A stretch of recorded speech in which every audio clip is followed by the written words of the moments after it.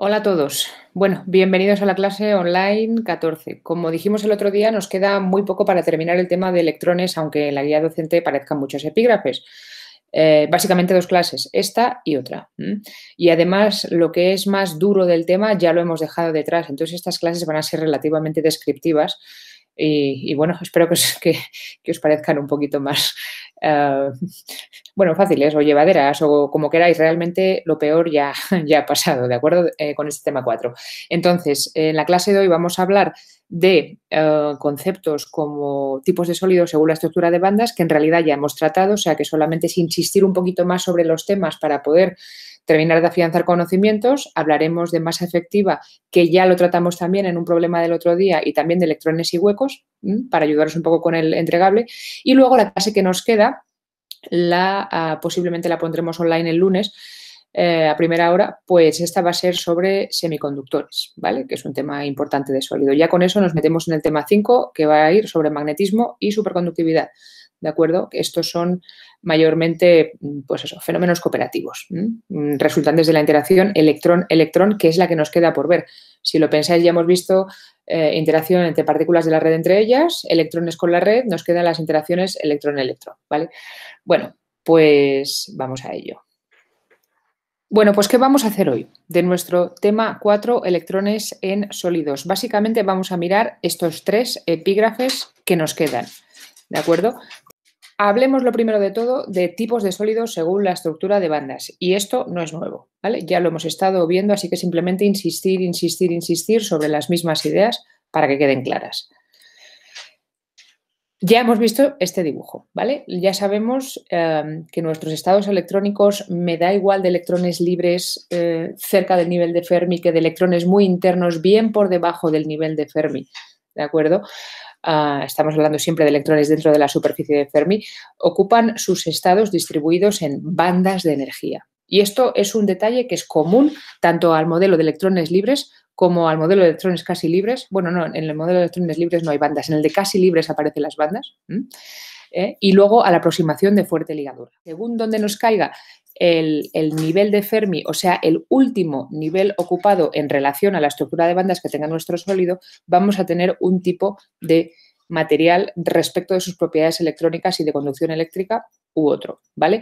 Los que tienen bandas totalmente llenas son los aislantes, los que tienen el nivel de Fermi en mitad de alguna banda o, digamos, en mitad de lo que hemos llamado banda de conducción, van a ser los conductores o metales, y luego tenemos estos semiconductores que tienen una fenomenología intermedia y que vamos a ver. Pero al final de la película lo que quiero que os quede sólido es que el tipo de sólido que tenemos respecto de sus propiedades de conducción nos los va a dar la posición relativa del nivel de Fermi dentro de la última banda. ¿Vale? Primero, sólidos aislantes, que es los últimos que hemos visto, como por ejemplo los sólidos iónicos, o también pueden ser los sólidos de los metales nobles, que tienen las bandas totalmente llenas, los niveles atómicos internos totalmente llenos, o ya sea porque son sólidos iónicos en las que un ión cede un electrón a otro, los dos tienen la última banda llena y se quedan unidos por interacción electrostática, como también vimos en el tema 2. De una o de otra, estos materiales tienen bandas que reflejan la fenomenología de los niveles atómicos de los que vienen los iones cuando están separados a distancia infinita antes de unirse en un sólido, y guardan esa misma simetría como ya hemos visto, ¿vale? Y las bandas resultantes del enlace son muy, muy estrechas, ¿de acuerdo? Con energías de enlace del orden de magnitud de la anchura de las bandas de energía prohibida, muchos electronvoltios. ¿Vale? Hemos visto que para estos funciona muy bien la aproximación de fuerte ligadura. Y cuando solapamos n electrones, bueno, más bien n átomos, n mayúscula, para hacer el cristal, pues los niveles energéticos internos se convierten en bandas, ¿vale?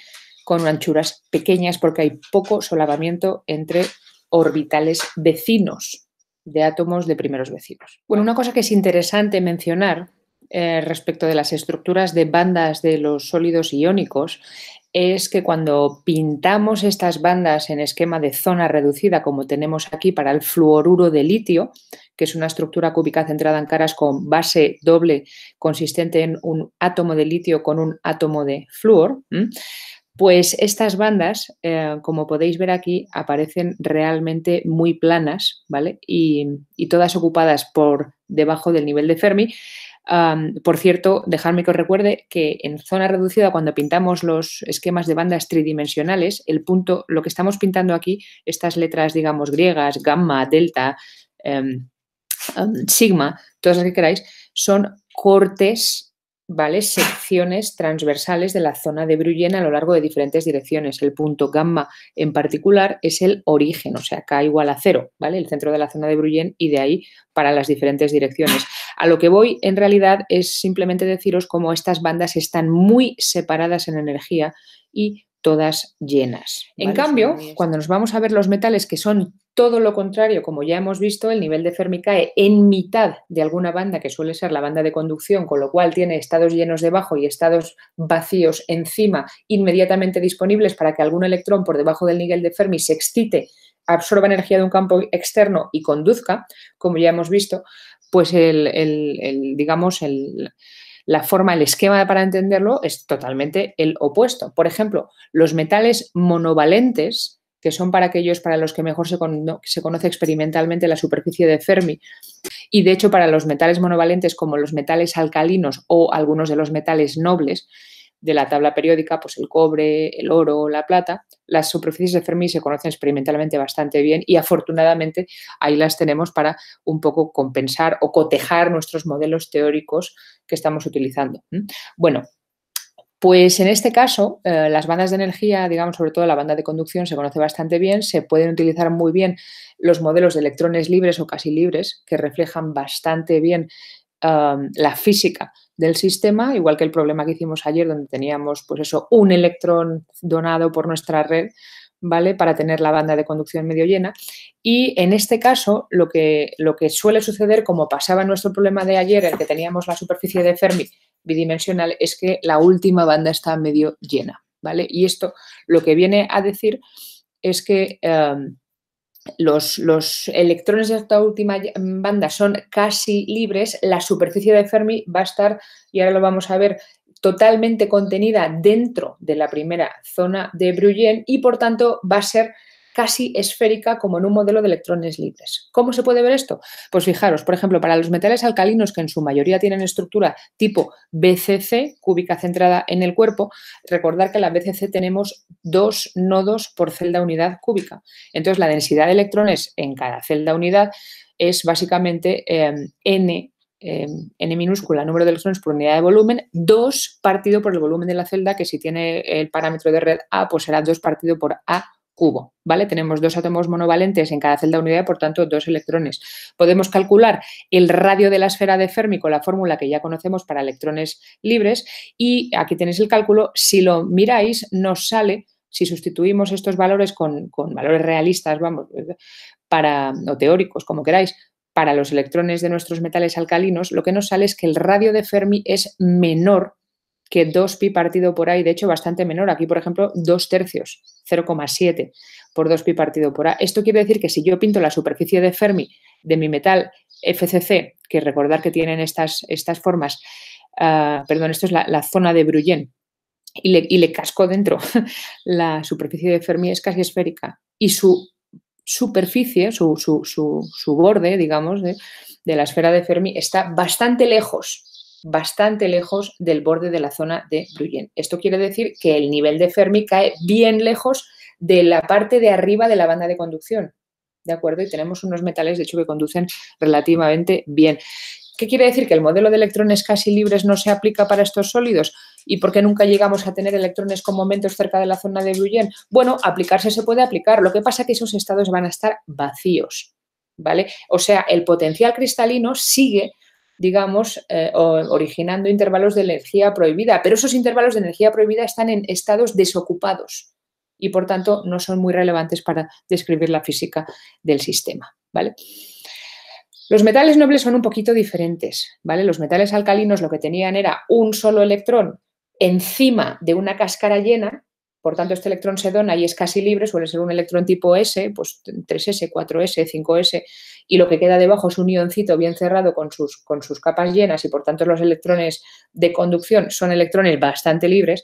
En los metales nobles como el oro, la plata o el cobre es un poquito diferente, ¿vale? También son metales y conducen bastante bien, el cobre es el mejor conductor de los elementos de la tabla periódica, pero aquí lo que tenemos es que si el metal dona sus últimos electrones de valencia, los que están en los niveles S de arriba, a la banda de conducción, por tanto, para formar el enlace metálico, todavía tenemos dentro orbitales D por debajo del nivel S que están a medio llenar o que sí, que no. Ahí tenemos una banda que está un poquito más estrecha porque esos orbitales D están localizados en los átomos, que está medio llenar. Entonces, eso condiciona un poquito la física del sistema. En este caso, la superficie de Fermi ya no es tan esférica, como ya hemos visto, sino que en algunas direcciones, por ejemplo, en las 1,1,1 se ve muy claro, ahí sí que llega a ser la superficie de Fermi tangente a la zona de Brillouin y se abren estos cuellos, ¿vale? Como ya hemos visto que sería el equivalente al modelo unidimensional de parábola de electrones libres cuando justo en la zona de Brillouin la parábola se hace plana, tanto por arriba como por abajo y aparecen estos gaps, pues en 3 dimensiones pasa básicamente lo mismo. Pero bueno, siguen siendo metales que conducen bastante bien en casi todas las direcciones, ¿de acuerdo? Por cierto, hay una cosa que no hemos comentado en teoría demasiado, aunque sí lo hemos hecho en problemas, y es cómo se tratan las densidades de estados en estos casos, ¿vale? Tenemos, por ejemplo, un modelo de fuerte ligadura para describir las bandas a medio llenar, por ejemplo, las bandas de estos metales de transición, los metales nobles, ¿vale? Pues tenemos esa banda de, pues eso, justo por allí hibridada con cosas, mezclada con el nivel de Fermi, ¿vale? Y ya hemos visto que, por ejemplo, para redes cúbicas, por ejemplo, la cúbica simple, pues podemos escribir la relación de dispersión de una banda, por ejemplo, cerca del centro de la zona de Brillouin, como una cosa parabólica. Si queremos calcular las densidades de estados, el número de estados por unidad de volumen para cada energía, las podemos calcular plantando una delta de Dirac para cada estado de energía permitido, como hemos visto en los problemas, ¿vale? A la hora de la verdad, calcular estas densidades de estados no es tan fácil, en el sentido de que nos salen unas integrales con las funciones de Bessel. Nosotros no vamos a entrar mucho en eso, pero hay un aspecto en el que sí que quiero insistir, por lo menos para que lo tengáis claro como cultura general del sólido, y es que cuando uno pinta las densidades de estados en función de la energía para este tipo de modelos, ya no salen cosas que van como la raíz de la energía, ni como el inverso de la raíz de la energía, ni que son monótonas y tienen de hecho formas extrañas y picos y luego caen a cero, ¿vale? Aquí, por ejemplo, tenemos efectivamente para la red cúbica simple en particular cómo se ve la densidad de estados aquí en azul en función de la energía para este tipo de banda que hemos dado aquí, que en principio para electrones libres sería parabólica, pero pues aquí no sale. Por cierto, las densidades de estados en este caso no se suelen pintar como lo he hecho yo aquí, en plan densidad de estados vertical y energía en horizontal, sino que se suelen girar 90 grados, permitirme que lo haga, ¿vale? Y ponemos la energía en el eje vertical y la densidad de estados en el horizontal, de forma que estados de energía donde hay muchas bandas disponibles con muchos estados ocupados, pues los vemos como máximos, pero vamos así, puestos girados 90 grados, y zonas de energía donde no hay máximos o hay gaps, pues la densidad de estados cae a cero, lo cual quiere decir que vuelve a este eje vertical. Esto es, por ejemplo, útil para ver, para entender un poquito cómo se suele pintar la densidad de estados en estos metales nobles y en realidad en todos, junto con la estructura de bandas, ¿vale? Para que de un solo plumazo, pues uno que trabaja en física del estado sólido aprenda a visualizar o al menos intuir propiedades electrónicas simplemente mirando la pinta que tiene sus bandas y su densidad de estados. Por ejemplo, para los metales nobles en los que se necesitan 6 bandas para acomodar los 11 electrones de valencia que tiene el cobre, ¿vale? Que es un D10 más su electrón 1s1 que está detrás, ¿de acuerdo? Son 11 electrones.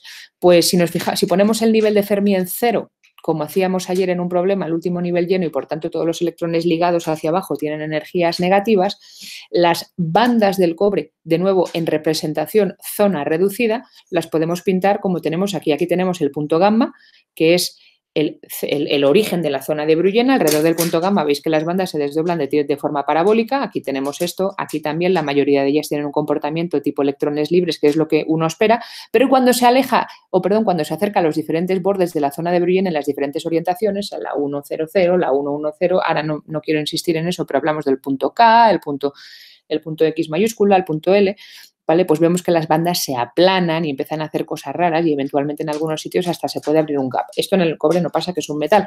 Pero a lo que voy es que cuando pintamos estas bandas, ¿vale? En representación zona reducida y yo quiero gráficamente saber cuántos estados N partido por volumen, densidad de estados por unidad de volumen existen para cada nivel de energía, pues yo lo que hago es fijarme en un nivel de energía, por ejemplo, ¿cuántos estados hay en 6 electronvoltios? Aquí, menos 6. Me pinto una línea horizontal, veo, pues mira, 1, 2, 3, cruza 3 veces, ya lo multiplico por 2, habrá 6, vale, sumo todo eso y entonces esto me da una pequeña densidad de estados, que es la que estoy pintando aquí. Fijaros que los ejes de energía, aquí tengo energía en la vertical y densidad de estados en la horizontal, como os acabo de explicar en la transparencia exterior. Le pinto una escala de energía que corresponda con la que estoy representando en la parte de la zona de bandas, nivel de Fermi 0, esto por aquí sube hasta 2 electronvoltios, baja hasta menos 12, pues igual que esto, ¿vale? Y entonces lo que hago es contar el número de estados que tengo en cada línea, aquí, y pues tengo 3, pues pongo 3 multiplicado por 2, porque hay 2 electrones, spin arriba, spin abajo, tal. En estas zonas de aquí, por ejemplo, en menos 3 electronvoltios, donde tengo muchísimas bandas, cada una con sus 2 estados, obviamente ahí voy a tener muchos electrones acumulados. Claro, si yo los cuento todos, aquí me sale un pico.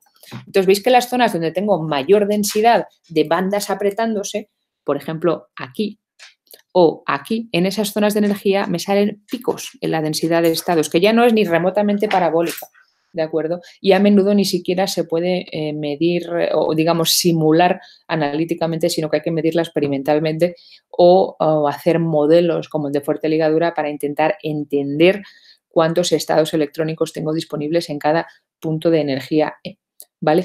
Pero bueno, lo importante es que cuando llegamos al nivel de Fermi hay bandas como esta, cruzando el nivel de Fermi, que por encima están libres, por debajo están ocupadas, estos electrones van a poder coincidir y cuando pinto la densidad de estados correspondiente, cerca del nivel de Fermi veo que tengo unos estados, una densidad de estados finita, ¿vale? Hay electrones justo por debajo que en un momento dado se van a poder ir a estados desocupados arriba y conducir. Y por cierto, otra cosa interesante es que todas estas bandas que estamos pintando aquí, como son las bandas de los electrones internos, conservan parte del carácter de los orbitales de los que venimos. Y de hecho las vamos a llamar, las vamos a denominar con el nombre de los orbitales. Por ejemplo, esta que está aquí abajo, la que está más profunda en energía, se le suele llamar banda S, ¿vale? Esta banda que está aquí cerca del nivel de Fermi, bastante llena en el cobre porque tiene 10 electrones D, le llamamos banda D. Y a menudo esas bandas, como son, recordar que los estados, las autofunciones de los electrones en realidad son una superposición lineal de autoestados del átomo vacío, además se mezclan y se hibridizan entre ellos, con lo cual tenemos bandas con carácter mixto, SD, SP, ¿vale? Que es lo mismo que lo que hacía, por ejemplo, nuestra molécula de metano en el tema 2, cuando mezclaba sus orbitales S y sus orbitales P para traerlos todos al mismo nivel y luego formar sus enlaces, ¿vale? Pues las bandas de los sólidos también se mezclan un poquito. Todo esto, de nuevo, es simplemente cultura general del sólido para que sepáis interpretar este tipo de diagramas cuando los veáis. Bueno, pues entre medias de lo que son aislantes y lo que son conductores, tenemos los semiconductores, que no son ni buenos aislantes ni buenos conductores, aíslan un poco y conducen un poco a la vez. Y son precisamente este carácter mixto, que no son ni una cosa ni otra, pero están en medio, es lo que los hace tan importantes a la hora de haber sido útiles para desarrollar toda la electrónica y todo el desarrollo tecnológico del que disfrutamos hoy. De hecho, la próxima clase simplemente la vamos a dedicar a hablar sobre semiconductores y ahora no quiero profundizar mucho, nada más allá que simplemente ir introduciendo conceptos ¿vale? Para poder explicar nuestras, o sea, enmarcar su estructura de bandas en medio de los dos extremos que acabamos de ver, tipo aislantes o tipo conductores. El silicio en particular es una estructura cristalina de tipo diamante, lo que pasa que tiene una base doble de 2 átomos de silicio en vez de 2 átomos de carbono. Tiene un intervalo prohibido, un gap de cerca de 1 electronvoltio, que no es ni muy grande ni muy pequeño, ¿vale? Precisamente por eso, a temperatura ambiente.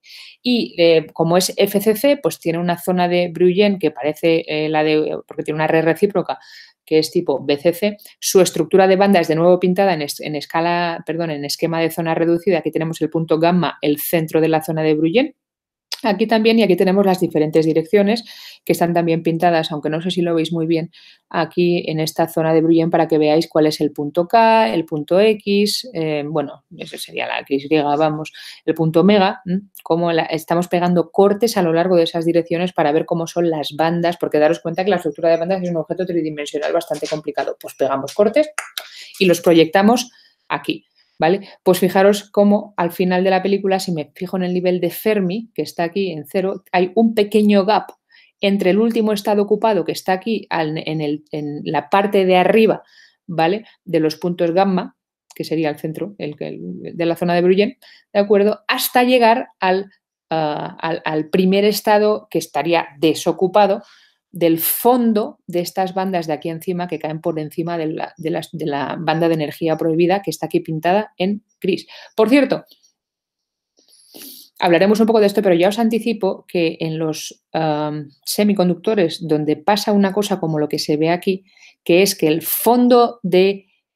la parte de arriba de la banda de valencia, el último estado ocupado por aquí, y la parte de abajo de la banda de conducción, el último estado desocupado que está aquí, no están alineados en K, o sea, este mínimo no cae justo encima de este máximo. Eso se llama un gap indirecto, ¿vale? Pero bueno, ya lo veremos. Simplemente os voy dando un poquito de notación. Si este mínimo resultara que estuviera aquí encima, ¿de acuerdo? Esto se llamaría gap directo. ¿Por qué? ¿Qué quiere decir gap directo y gap indirecto?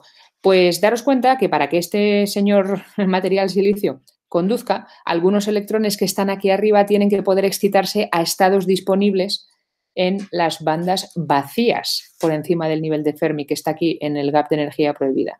Bueno, pues para que el último electrón que está aquí arriba se pueda excitar al estado de mínima energía de las bandas vacías que está aquí, no solamente tiene que cambiar un poquito su energía, absorber un poquito de energía térmica de la temperatura o energía de un campo externo, lo que queráis, sino que además tiene que cambiar un poquito su momento K. Porque el fondo de esta banda de conducción tiene un momento K que no es el mismo que el que tiene nuestro electrón, ¿vale? Por eso se llama gap indirecto. A cambio, si tuviéramos aquí una parabolita hacia arriba que fuera nuestra banda de energía, nuestra banda de conducción, y nuestro electrón simplemente tuviera que excitarse un poquito, ganar un poquito de energía sin cambiar momento para saltar a la banda de conducción y poder conducir eléctricamente, pues eso se llamaría un gap directo, donde no hay cambio de momento. Pero bueno, volveremos a hablar de esto, ¿vale? Ya os digo que vamos a hablar de semiconductores en toda una clase que va a ser la próxima. Pero al final, cuando uno mira las densidades de estados, al lado de las bandas de energía, aquí la tenemos pintada para el germanio, pues 3/4 partes de lo mismo. La estructura de bandas del germanio, aquí la veis, es muy parecida a la del silicio. Voy a ir un momento para atrás, que acabamos de ver, ¿vale? El germanio está justo debajo del silicio, la tabla periódica es un poquito, tiene un Z un poco mayor, pero por lo demás tiene la misma estructura FCC con base doble, lo mismo que el carbono, que está encima del silicio en la tabla periódica, ¿vale? Entonces, si os quedáis, si comparáis este dibujo con este, veis que las bandas son muy parecidas y aquí justo en el nivel de Fermi tiene un pequeño gap que se refleja, como os decía antes, en la densidad de estados. Si yo me pongo a contar para cada energía cuántos estados disponibles tengo, fijaros, en más o menos 8 electronvoltios hay poquitos.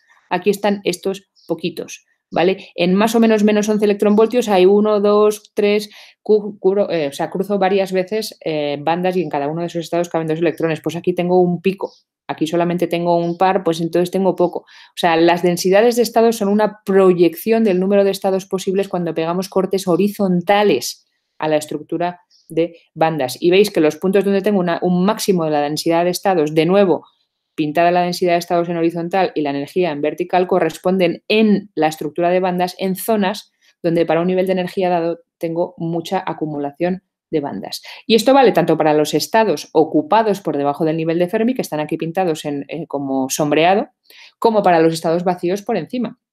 Y de nuevo, las bandas que están bien cerca del gap, como veis, por ejemplo, estas son bandas bastante anchas porque están formadas por el solapamiento de electrones que están en los enlaces covalentes relativamente deslocalizados por comparación a las bandas que están más abajo en energía, como estas, que son bandas o picos más estrechos. Poco solapamiento, bandas estrechas. Mucho solapamiento de orbitales atómicos, bandas anchas. Recordad eso, ¿vale?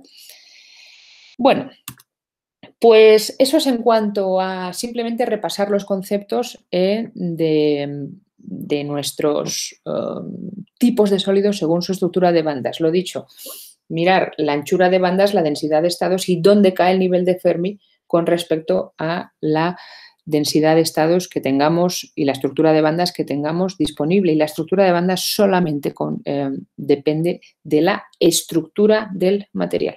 Recordad.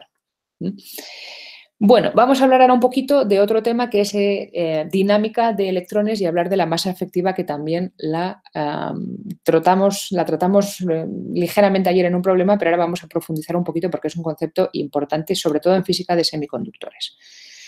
Bueno, ¿qué queremos decir cuando hablamos de dinámica de electrones? Que en realidad es una cosa que nosotros ya hemos tratado en varios problemas. Dinámica de una partícula básicamente es lo que uno trata cuando aplica un esfuerzo externo, un agente externo, una fuerza aplicada desde fuera y mira a ver qué efecto tiene en el movimiento, ¿de acuerdo?, de la partícula de interés. En el caso de los electrones en un sólido, ya hemos visto que podemos aplicar fuerzas externas, por ejemplo, en forma de campo eléctrico, y que los electrones del sólido van a ver una fuerza igual a Q por E, ¿de acuerdo? Entonces, ¿cómo responden ante estas fuerzas, estos agentes externos? Pues esto es lo que vamos a tratar muy brevemente, y muy brevemente porque hay una forma muy fácil de, digamos, meter en las tripas de las ecuaciones de los electrones de nuestro sólido los efectos dinámicos. Lo dicho, vamos a considerar a nuestro electrón de interés. Siempre estamos trabajando en dinámica, en aproximación de un electrón, ¿vale? No vamos a salir de ahí porque eso ya va a ser bastante complicado. Y de hecho el modelo de un electrón captura la mayoría de la física relevante para nosotros. Bueno, pues consideremos nuestro electrón, que no es un electrón libre, ¿vale? Por tanto, es un paquete de Bloch, una superposición de ondas de Bloch, como precisamente una partícula que tiene asociada este paquete de ondas.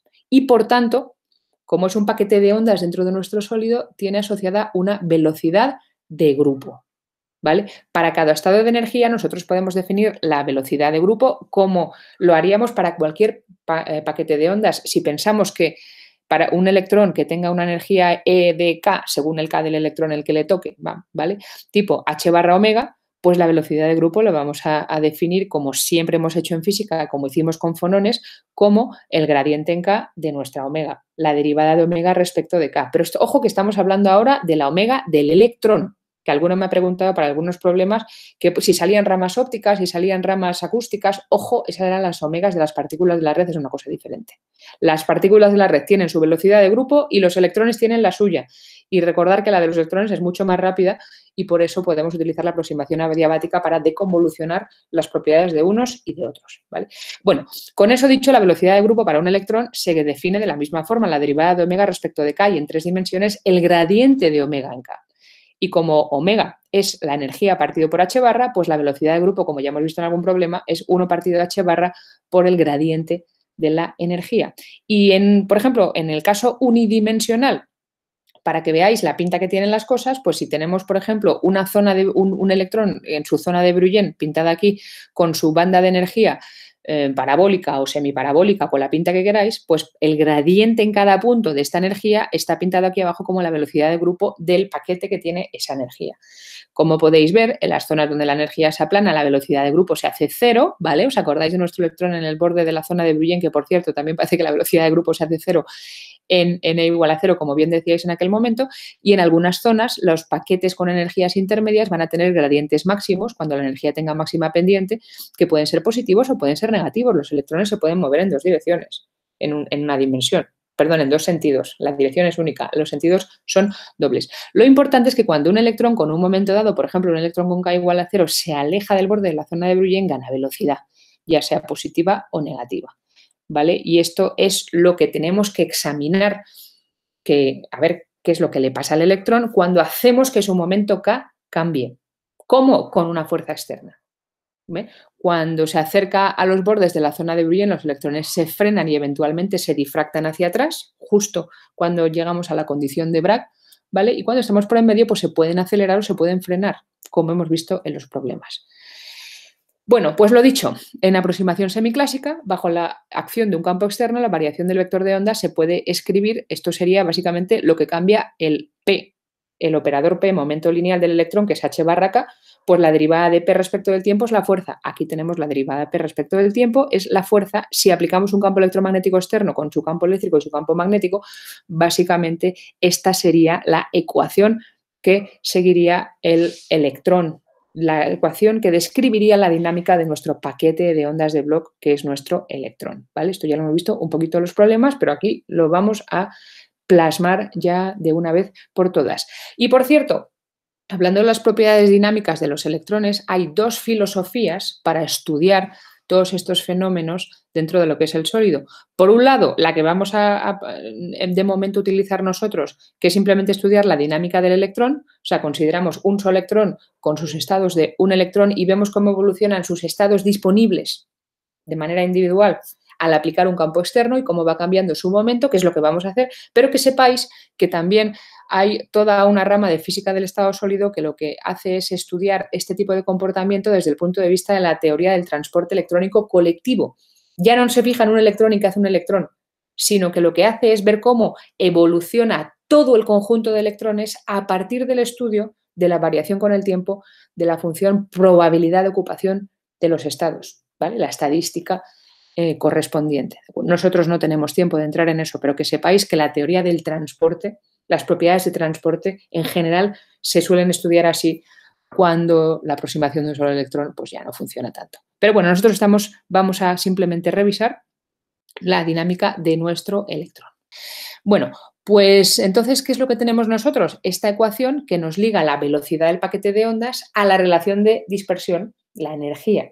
Y esta energía, E de K, depende del potencial cristalino dentro del sólido, recordad, ¿vale? Entonces, ahí es donde está metido nuestro sólido y ahí es donde vamos a hacer uso del hecho de que las funciones de onda de nuestros electrones son periódicas y todo ese tipo de cosas que ya sabemos, ¿vale?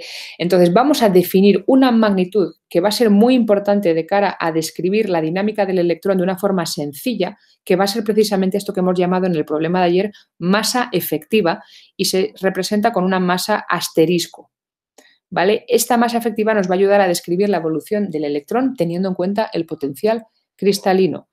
¿Y cómo? O más bien, ¿por qué? Pues mirad, por ejemplo, supongamos el ejemplo que ya hemos tratado de la evolución de los estados electrónicos de nuestro electrón en presencia de un campo cristalino externo. Vamos a llamarle epsilon con la griega por no poner una E en latina, que es la que estamos utilizando para la energía, y liar la parda como lo suelo hacer yo todo. Al final me equivoco, ¿vale? Bueno, pues en este caso la ecuación del movimiento sería de este estilo. La derivada del momento respecto del tiempo para nuestro electrón sería menos la fuerza partido por h barra, ¿vale? Bueno, pues en este caso, si tuviéramos electrones puramente libres, ahí sí que tenemos que los autoestados, las autofunciones del hamiltoniano de electrones libres son autofunciones del momento, del operador momento, y podemos escribir que P es h barra k, por tanto igual a mv, y entonces escribir la ecuación del movimiento de forma parecida a m por a igual a menos la carga por el campo eléctrico menos la carga es porque es un electrón negativo. ¿De acuerdo? Esto funciona bien para electrones libres. Ahora bien, para electrones que no son libres, los casi libres y no hablar los ligados, las autofunciones digamos, las ondas de Bloch ya no son realmente autofunciones del operador momento, no está bien definido porque se convierten en cuasipartículas, como ya hemos hablado alguna vez, pero sí que definimos un momento cristalino, en cualquier caso, que es h barra k, ¿vale? En este caso, lo que va a suceder es que la fuerza que actúa sobre nuestra cuasipartícula paquete de Bloch ya no es solamente el campo externo, carga por campo, sino que además está el potencial cristalino, que obviamente tiene un efecto importante sobre la dinámica de nuestro electrón. Entonces, tenemos que combinar las dos, la fuerza externa y el potencial cristalino. Ahora bien, como no conocemos siempre la forma analítica del potencial cristalino, pues es cómo podemos meter ese efecto de alguna forma dentro de las ecuaciones del movimiento de una forma sencilla. Esta es la pregunta. Bueno, pues la forma de hacerlo realmente es cambiar un poco nuestra forma de pensar de que el electrón es una bolita dura con una masa igual a la masa del electrón, 9 con tanto por 10 elevado a menos tantos kilos, ¿vale? Sino pensar que el electrón, el paquete de onda electrónico, que ya no es una partícula, es un paquete, se hace un poquito más pesado o un poquito más ligero que lo que sería el electrón libre.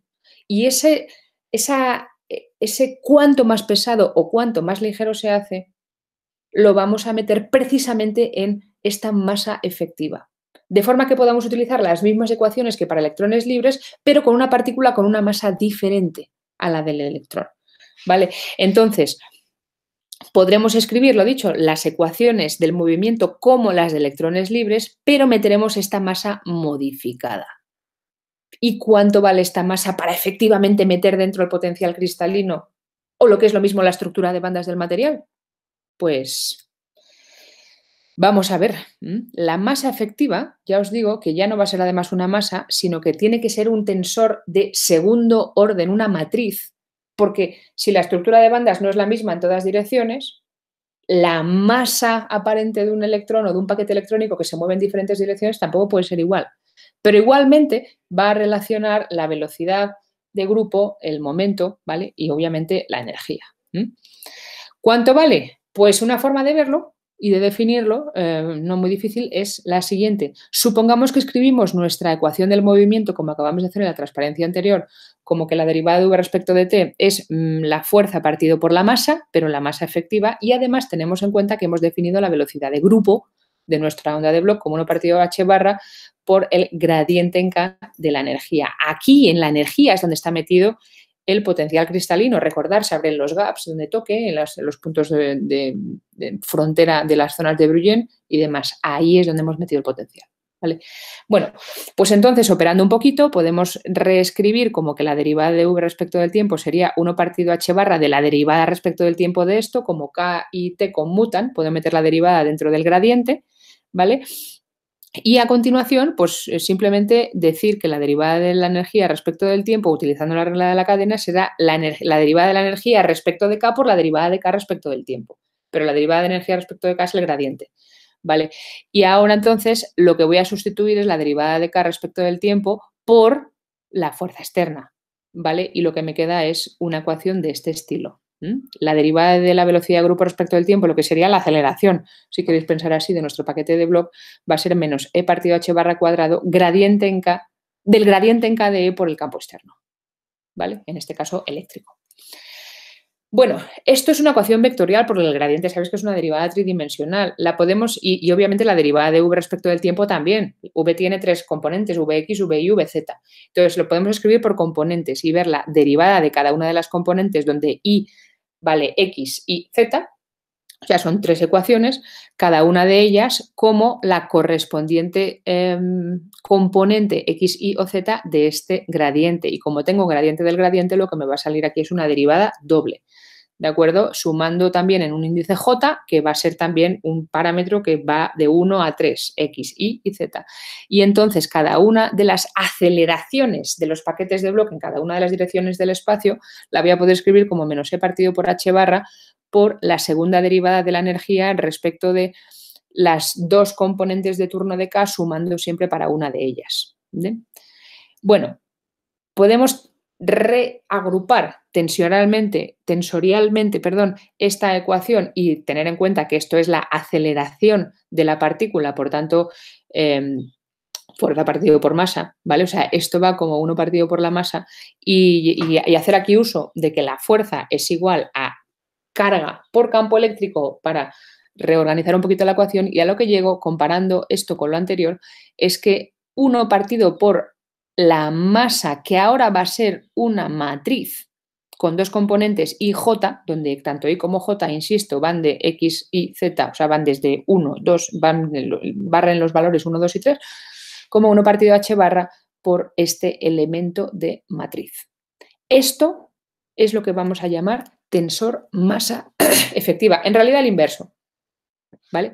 Pero aquí está cómo se define la inversa de la masa efectiva. Lo que nos está diciendo es que depende de la curvatura local de las bandas, ¿vale? Porque la curvatura es la segunda derivada. Cóncavo, convexo, si es una banda que está muy curva, tiene una curvatura muy grande, si es una banda que está muy plana, tiene una curvatura muy pequeña. Los ondas de Bloch, los paquetes de Bloch, los electrones, si lo queréis ver así, moviéndose en bandas de energía con una curvatura local muy pequeña, van a tener masas efectivas muy grandes. O sea, se van a comportar como partículas muy pesadas y a la inversa. Quizás es más fácil verlo en una dimensión donde I y J solo valen una cosa, que es X. La inversa de la masa efectiva ya no es un tensor, sino que es un escalar y vale 1 partido h barra cuadrado por la curvatura local de la banda.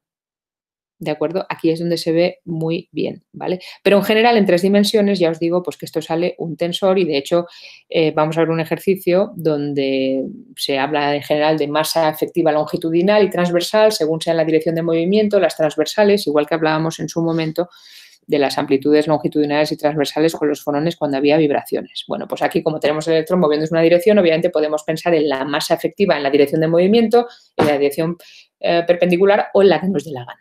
Lo vamos a ver, no os preocupéis. Pero a lo que voy es a esto, la masa efectiva es la inversa de la curvatura. Entonces, los electrones dentro de un mismo sólido, que ya no son electrones, ojo, son paquetes de ondas, dependiendo de qué K tengan y en qué zona en qué espacio de la zona de Brillouin, recordad, zona de Brillouin es espacio de energía, es espacio recíproco, con qué momentos se estén moviendo, puede haberlos más lentos y puede haberlos más ligeros, por tanto, más rápidos, más lentos, con más inercia, con menos inercia, y van a responder de forma diferente así a los campos externos ocupados. Y ahí, en esa masa efectiva, es donde estoy metiendo el efecto del potencial cristalino, que es el que me rompe la simetría en la energía cuando comparamos a un modelo puramente parabólico de electrones libres, ¿vale? Entonces, en resumen, conocida la masa efectiva, vamos a conocer cómo responde el electrón o cómo es capaz de responder cuando hacemos que cambie su vector de onda, ¿vale? O sea, cuando le aplicamos un agente externo y lo hacemos ganar o perder un vector de onda y moverse por esa banda, ¿de acuerdo? Cambiando de estado, de forma que la curvatura local de la banda haga que sea más fácil o más difícil para el electrón, que tenga más o menos inercia, si lo queréis ver así, para cambiar de estado. Y así, gracias a este truco, podemos meter la masa efectiva en las ecuaciones semiclásicas y tener en cuenta el potencial cristalino, aunque en realidad las ecuaciones semiclásicas no lo tienen en cuenta, porque son ecuaciones para partículas de fuerza igual a masa por aceleración y a correr. Pero es un truco que funciona bastante bien, ¿vale? Una cosa, la masa efectiva obviamente va a depender de K, porque la energía depende de K y no es única, ¿de acuerdo? Cerca del centro de la zona de Brillouin va a ser siempre en los sitios donde las energías son perfectamente parabólicas y ahí la masa efectiva se va la masa efectiva de los electrones que estén cerca del centro de la zona de Brillouin va a ser básicamente la de los electrones libres, que es la del electrón. Pero cuando nos alejemos de la zona de Brillouin, los momentos K van a cambiar y también van a cambiar las masas efectivas, ¿vale? A efectos prácticos, la masa, perdonad, esto tiene un montón de ratas, ahora lo arreglaré antes de subirlo online, disculparme. A efectos prácticos, la masa efectiva relevante a la hora de explicar las propiedades de conducción de un sólido y, por tanto, pues bueno, las que queremos explicar cuando tenemos unas medidas experimentales, la masa efectiva importante va a ser la de las partículas que de hecho se mueven cuando aplicamos un campo externo. ¿Quién son esas? Las que están cerca del nivel de Fermi.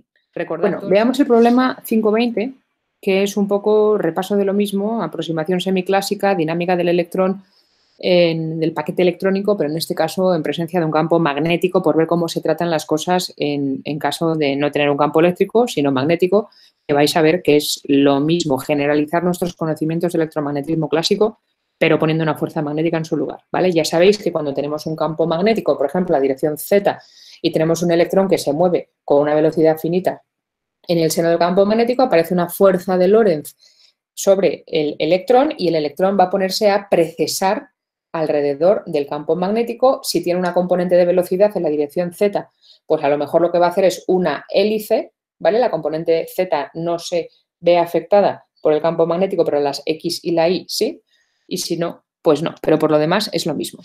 El problema 520 lo que nos dice es que si S es el área de la órbita de un electrón semiclásico en el espacio de momentos, daros cuenta qué quiere decir esto del espacio de momentos y demás.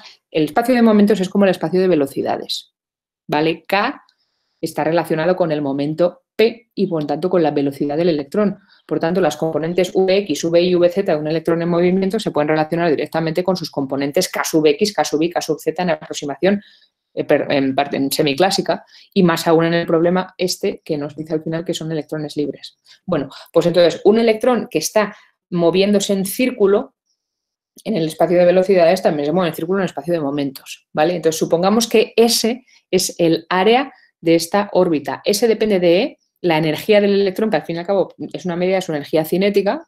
Cuanto mayor energía cinética, más grande, mayor la velocidad del electrón, y de K sub Z, que sería la velocidad en la dirección paralela al campo magnético, que obviamente no se ve afectada por el campo, ¿vale? Bueno, pues sea ese el área de la órbita del electrón semiclásico en el espacio de momentos en presencia de un campo magnético uniforme B, ¿vale? Entonces, en este caso, el periodo de la órbita, bueno, B no lo dice, pero es como si estuviera a lo largo de Z, ¿vale? El periodo de la órbita, obviamente, lo vamos a poder describir como el periodo ciclotrón de cualquier órbita de una partícula cargada alrededor de un campo magnético. Va a depender de la energía y de kz, pues porque de eso depende la velocidad del electrón y la superficie del círculo, por tanto, su radio, ¿vale? H barra cuadrado partido por EB por la derivada de ese respecto de que va a ser relacionada con el radio ciclotrón, ¿vale? Y con la frecuencia, que es lo mismo. Bueno, a lo que vamos. Esto es todo semiclásico, es fácil, y dice, mediante este resultado encuentre el periodo T en el caso de electrones libres. Electrones libres quiere decir que tenemos una relación de dispersión parabólica y que la energía del electrón es h barra cuadrado k cuadrado partido por 2m y la superficie de energía constante son esferas, ¿vale? La superficie es de módulo de velocidad constante, de energía cinética constante. Recordar, electrones libres no hay potencial, toda la energía es cinética. Bueno, pues puesto que el electrón describe una órbita circular en el espacio de momentos, ¿vale? Lo que quiere decir esto es que su vector velocidad va torciéndose y va cambiando para que el electrón dé vueltas alrededor del campo magnético. Y por tanto, su momento K también. La componente Kx y la componente Ki del momento del electrón van cambiando para evolucionar alrededor del campo magnético y precesar. La componente Kz no se ve afectada por el campo. Entonces, suponemos que Kz no cambia, que es constante, y solo nos fijamos en Kx y Ki. Y en este caso, como el área del círculo en el espacio de momentos va a ser pi veces por su radio al cuadrado, pero el radio al cuadrado va a ser Kx cuadrado más Ki cuadrado, recordar las dos componentes del momento en el espacio de momentos, ¿vale? En el vector K, esto sería el módulo de K, en el círculo.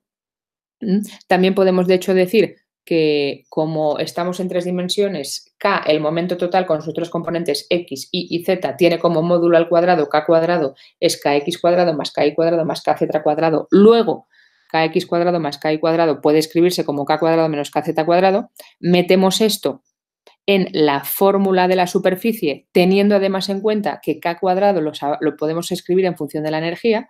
Entonces nos queda que la superficie del círculo es pi por su radio al cuadrado. Y en el radio, aquí ponemos K cuadrado, que sería 2me partido h barra cuadrado.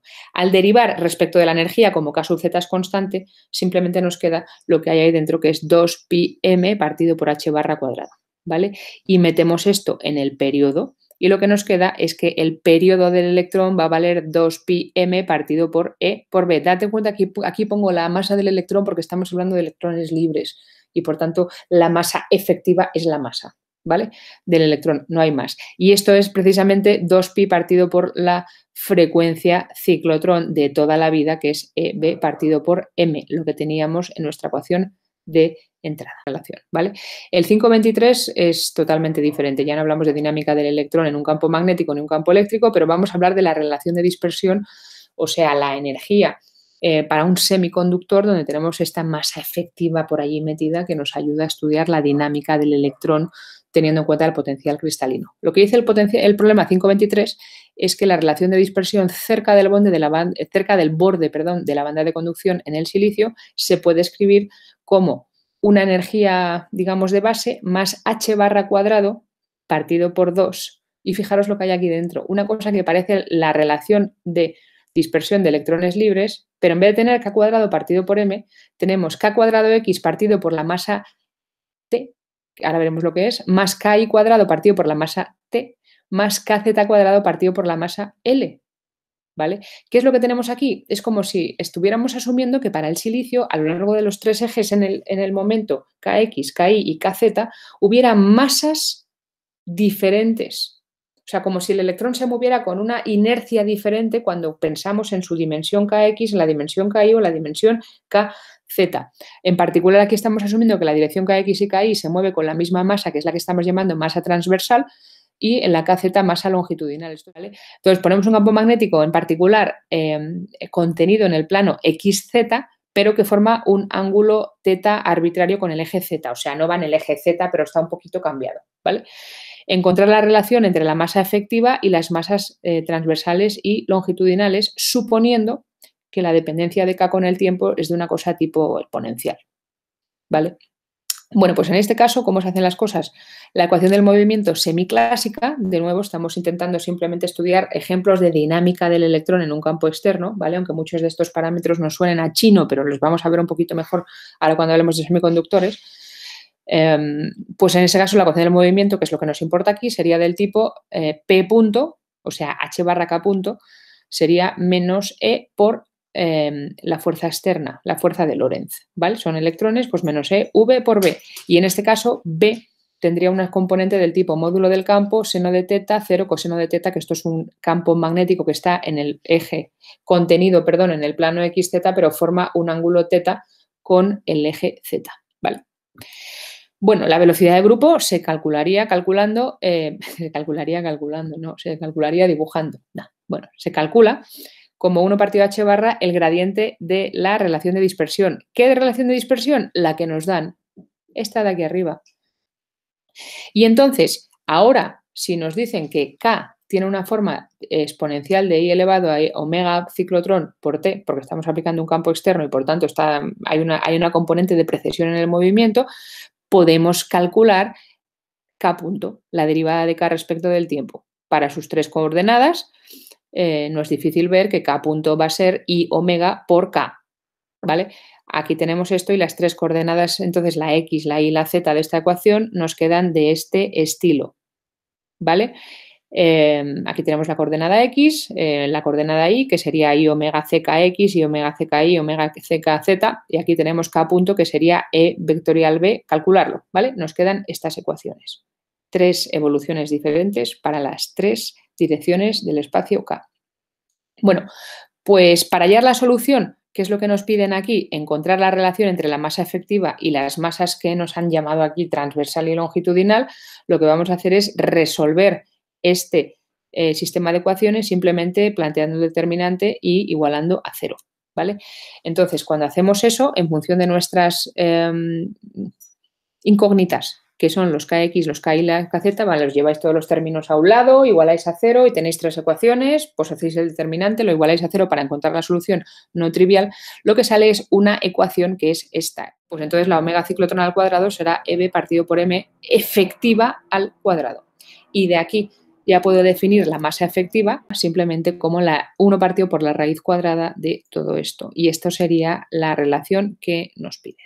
¿Vale? Bueno, pues por último hablemos un poquito de electrones y huecos. Pues el concepto de hueco es un concepto que es muy útil, sobre todo como vamos a ver en semiconductores. Cuando tenemos una banda parcialmente llena, podemos describir la dinámica del sistema como la dinámica de los estados desocupados, ¿vale? Si aplicamos un campo externo o algún tipo de fuerza externa que pueda mover electrones, hacerles ganar momento, perderlo, lo que sea, y por tanto que haya un movimiento de carga, ¿vale? Una dinámica como estamos hablando, pues puede ser interesante en algunas circunstancias estudiar, en vez de la evolución de los electrones, la evolución de los estados vacíos, los estados desocupados.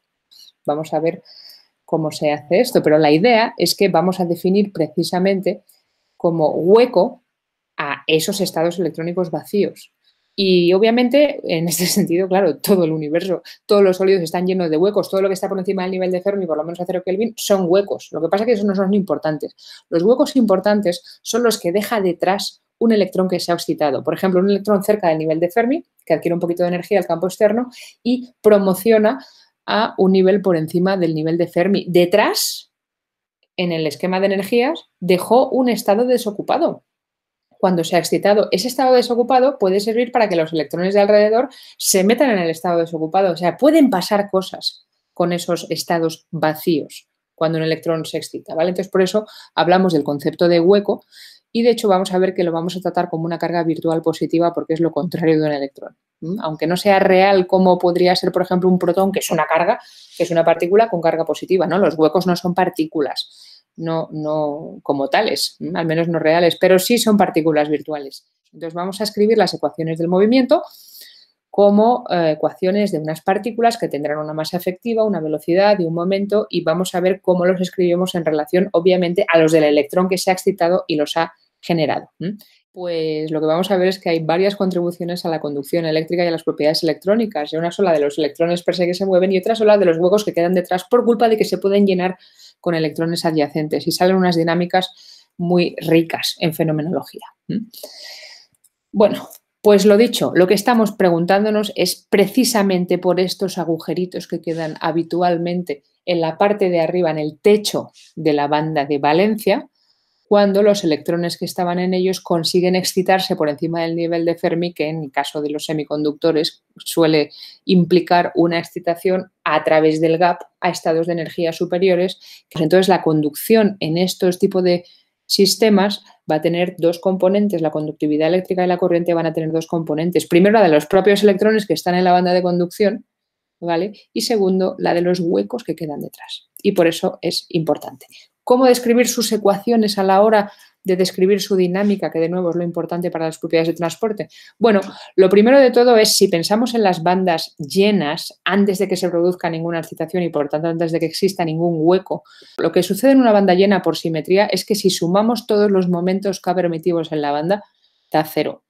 Por simetría, porque donde hay un K, en algún punto opuesto hay un menos K. ¿Vale? Entonces sumamos todos y esto no es difícil ver, ya lo hemos utilizado varias veces, que se obtiene cero. Pero ahora, ¿y si yo cojo un electrón de mi banda y lo excito por encima del nivel de Fermi a otra banda? Ahora queda un agujero detrás y entonces ese agujero, ese hueco que se ha generado al sacar el electrón de la banda, va a dar lugar a que ahora el sumatorio del K de todos los momentos permitidos dentro de la banda ya no se compense porque hay uno que se queda sin descompensar, o lo que es lo mismo, el hueco que queda detrás va a tener un momento que obviamente tiene que ser el contrario, el inverso, que él tenía el electrón que estaba allí antes de marcharse, ¿vale? Entonces el momento de los huecos es igual a menos el momento de los electrones que los generan. En este sentido, los datos del hueco, las magnitudes físicas relevantes para describir su dinámica, siempre los podemos referir a los del electrón que abandonó su estado para generar el hueco. Y entonces las ecuaciones del movimiento obviamente van a quedar del estilo así. Si la derivada del momento del electrón respecto del tiempo tiene que ser igual a la fuerza externa, como el momento del hueco es el inverso del electrón, entonces la derivada del momento del hueco, si es que pensamos en el hueco como una cuasipartícula virtual, ha de ser igual a menos la fuerza externa. ¿Pero quién es menos la fuerza externa? Menos la fuerza de Lorentz. En este caso, E por campo más V por B. Aquí ya he metido el signo menos. Esto quiere decir que la dinámica del hueco, si nos quedamos con este trozo de la ecuación derivada del momento del hueco igual a E por campo eléctrico más V por B, es la misma que la que tendría una partícula positiva de carga E actuando sobre la misma, bajo la misma fuerza. Esto que quede claro. E igualmente, respecto a energías, qué duda cabe que la energía del hueco va a ser la inversa que tenía el electrón, ¿vale? Como la velocidad de cualquier tipo de paquete de bloque ocupado o desocupado en un sólido siempre la definimos como el gradiente en energía partido por h, entonces no es difícil ver, puesto que tenemos que la energía es inversa y la carga también, ¿vale? Perdón, el momento K, también la velocidad de los electrones, del electrón, perdón, y del hueco que deja detrás es la misma, ¿vale? Para las masas efectivas podemos hacer un truco parecido y es escribir las ecuaciones del movimiento del electrón como masa por aceleración igual a fuerza, pero como la carga es negativa, pues menos E por el campo eléctrico. Y entonces, ¿cuánto vale la masa efectiva del hueco? Pues masa por aceleración igual a fuerza. no es nada difícil ver que la masa efectiva del hueco va a ser la inversa que la del electrón, pero son partículas completamente complementarias y se pueden tratar los fenómenos de conducción analizando ambos. Y de nuevo, insisto que siempre lo relevante y de cara al entregable del lunes, más aún, es ver dónde está el nivel de Fermi en relación con la zona de Brouillén y las bandas, ¿vale? De todas formas, de electrones y huecos vamos a ver mucho más en la próxima clase que vamos a tratar todo un poco una fenomenología general sobre semiconductores. Con esto, lo que nos queda básicamente del tema de electrones es hablar un poquito de semiconductores y de propiedades de conducción, ¿vale? Esto va a ser la próxima clase que tendréis en un par de días en el campus virtual. Ya no vamos a hacer más problemas. Los integrables que tenéis son los que son. Como hablamos el otro día, los últimos, el último tema, que es el tema 5, que va sobre interacción de entre electrones, fenómenos cooperativos, va a ser lo que hagamos para cerrar el curso. Y tal como hablamos también, yo quería hacer un controlillo online de esto último para que entrenéis con el tema de los test online, pero lo vamos a hacer la primera semana de junio, no la última semana de mayo, como habíamos hablado, porque tenéis muchos de vosotros este ejercicio de estructura de la materia. Entonces, la fecha también ya la hablaremos, ¿vale? Y con esto ya vamos un poquito terminando lo que es este curso tan inusual que estamos teniendo. Bueno, pues nada, nos vemos pronto y ánimo, que el final está cerca. Venga, hasta pronto.